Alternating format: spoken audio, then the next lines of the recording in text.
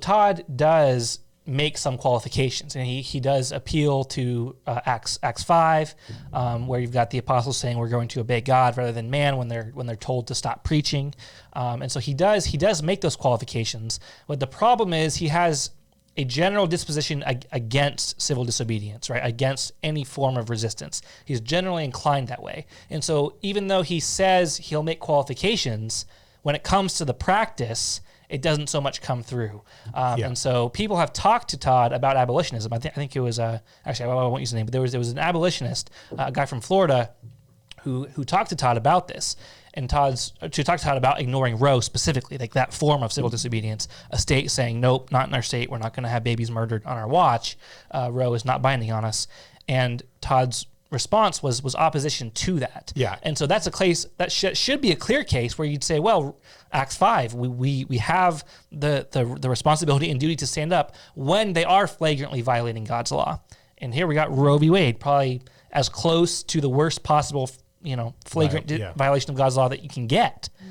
And you've got Todd arguing against civil disobedience and nullification. And so people with this disposition who are making these arguments, even if they say, or even if they make qualifications, when it comes to the applications aren't really made in practice. It bothers me because a lot of times they'll say things like, well, okay, Acts 5.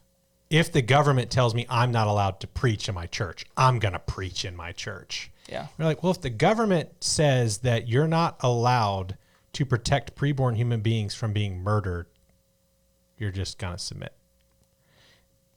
Something's off there. You've pit like keeping the commandments against preaching the gospel as though the only thing we're commanded to do is to proclaim, the atonement or something. Yeah. And so that really bothers me. And the other thing is like the example that you bring up about the Supreme Court and the Florida abolitionists that talked to him. Mm-hmm. I mean, I've talked to him as well. Yeah. And it's not like these ideas are new to him or he doesn't understand them. It's just he's got a good 8 years of being anti-abolitionist. Yeah.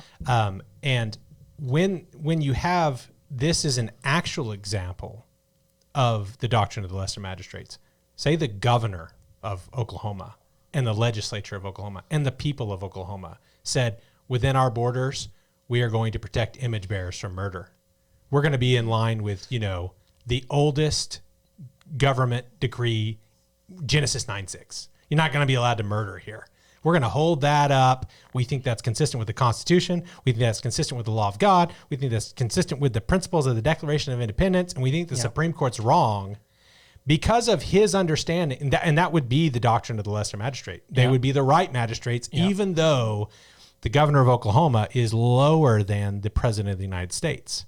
But the governor of Oklahoma, if he kind of doesn't see himself as a lower magistrate that can do this, has to submit to the Supreme Court's opinions. Yeah. And that view is precisely why we've had 65 million murdered children under the covering of laws.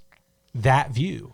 Yeah. And it's coming from a very popular Christian author who is basically instructing, God only knows how many people in the wrong way. Yep. And leading them astray, which is why we must combat it. It's nothing against him personally, but this view is, if you're looking for the reason that the church, the reason that I don't know how many professing born-again Christians are in this country, why is it that 100 million born-again Christians can't stop the Holocaust?